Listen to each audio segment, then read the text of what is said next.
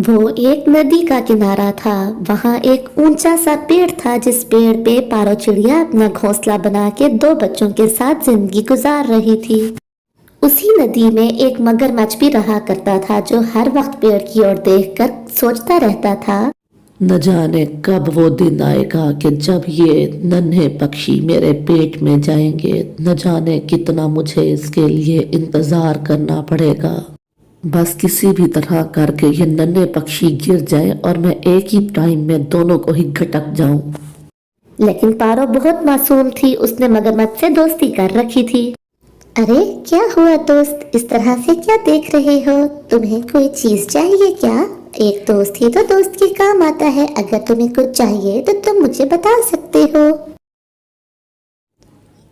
मैं तो वो देख रहा हूँ कि जो तुम्हारे दरख्त पर मीठे मीठे फल हैं, मेरे पंख नहीं ना, मैं तो नहीं तोड़ सकता, बस वो ही खाने का मन हो रहा है। मगरमच्छ झूठ बोल देता है। अरे बस इतनी सी बात तुमने मुझे पहले ही बता दिया होता। ये लो, मैं अपनी चोंच से तोड़ के तुम्हें फल भेजती हूँ। फिर वो अपनी चोंच की मदद से उसको फल तोड़ के देती है और मगरमच्छ एक ही टाइम में गटक जाता है। अरे जिसके पेड़ के दरख्त इतने मीठे हैं, उसके पक्षी क्या होंगे, कब आएंगे ये मेरे मुंह में। अच्छा बच्चों, अब मैं अनाज लाने जा रही हूँ, आप दोनों ने घबराना नहीं है। ये कहते हुए पारो चिड़िया अपने बच्चों को घोंसले में छोड़ के खुद उड़ जाती है। भोजन की तलाश में उसे बहुत दूर तक जाना पड़ता था। ऐसे ही कुछ दिन बीत जाते हैं और फिर एक दिन पारो की सहेली बुलबुल उससे मिलने उसके घर आती है। अरे बच्चों, तुम यहाँ अकेले हो? तुम्हारी माँ नहीं है क्या?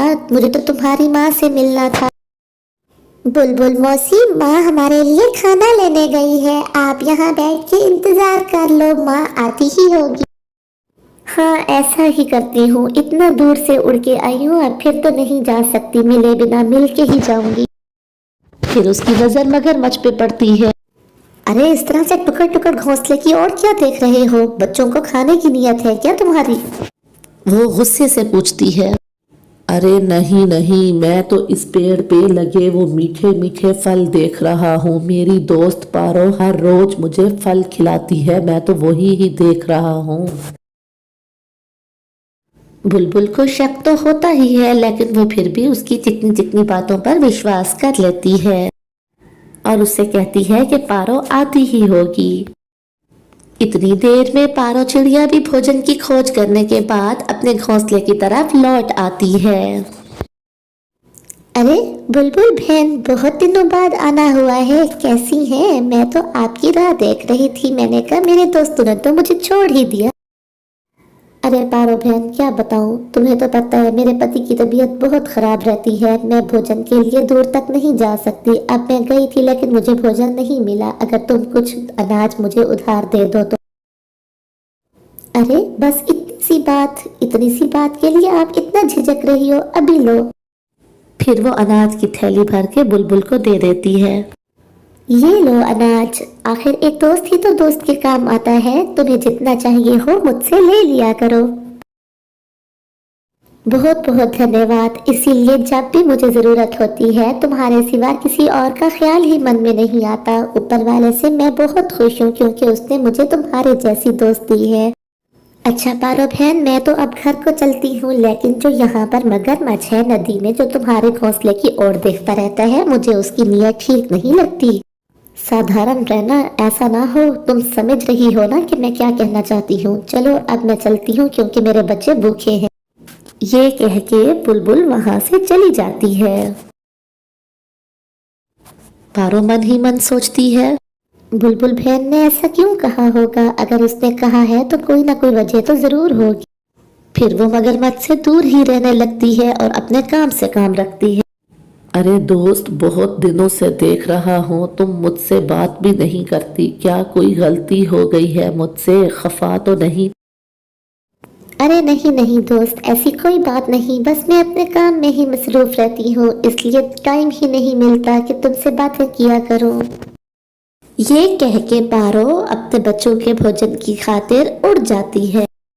मगरमच्छ कहता है, मुझे इसकी बातों का बिल्कुल भी विश्वास नहीं है। मुझे लगता है इसको मुझ पर शक हो गया है। अगर इसको मुझ पर शक हो गया है तो मैं बिल्कुल भी इंतज़ार नहीं करने वाला। मैं आज ही इसके बच्चों को घटक जाऊंगा। उसी दिन एक कबूतर और उसके बच्चे नदी से पानी पी रहे होते हैं कि उसी वक्त मगरमच्छ आके उसके दोनों ही बच्चों को घटक जाता है। खा गया वो जालिम मेरे दोनों ही बच्चों को खा गया। जालिम तुम्हें क्या मिल गया मेरे बच्चों को खा के? ए भगवान मैं अब क्या करूं, मेरे बच्चों को खा गया ये जालिम। कबूतर बहुत रोती है और फिर वहां से नाउम्मीद होके उड़ जाती है। ये सारा नज़ारा ऊपर बैठे हुए पारों के बच्चे देख रहे होते हैं और वो कहते हैं, ये जालिम मासूम पंछियों को खा गया। जैसे ही माँ आएगी हम माँ को बताएंगे। अच्छा तो तुम माँ को बताओगे ये सारी बात? इसके लिए तुम जिंदा भी बचोगे तो फिर ना मैं तुम्हें अभी ही खा जाऊंगा। ये कहते हुए मगरमच्छ दरख्त के तने को जोर जोर से हिलाने लगता है और इससे घोंसला और दरख्त भी हिलने लगता है। बच्चे बहुत घबरा जाते हैं और वो रोते हुए कहते हैं, मत करो, ऐसा मत करो, हमें बहुत डर लग रहा है, हमारे साथ ऐसा मत करो। माँ तुम किधर रह गई? माँ जल्दी आओ, हमें डर लग रहा है। पारो चिड़िया भी भोजन ला के लौट रही होती है। उसी लम्हे पारो चिड़िया भी अपने घोंसले में पहुंच जाती है। अरे ये क्या कर रहे हो? मेरे बच्चों को मार डालना चाहते हो क्या? कैसे कर रहे हो? मत करो ऐसे। हाँ मैं तुम्हारे बच्चों को खा जाऊंगा। बहुत ही दिनों से मैं इस दिन का इंतजार कर रहा हूँ, लेकिन अब और नहीं कर सकता। अभी अभी कबूतर के बच्चों को भी मैंने घटका है। वहीं पर बुलबुल आ जाती है और बुलबुल कहती है, घबराओ मत, अपने बच्चों को उठाओ और यहाँ से चलो। मैंने तो तुम्हें पहले ही साधारण रहने को कहा था। इसकी आंखें और इसकी नीयत मुझे अच्छी नहीं लगी थी। फिर पारो अपने दोनों ही बच्चों को अपनी पीठ पर बिठाए बुलबुल के घर चली जाती है। कुछ दिन वो बुलबुल के घर रहती है और बाद में अपना घोंसला बना के कहीं दूर रहने लगती है। Bye bye.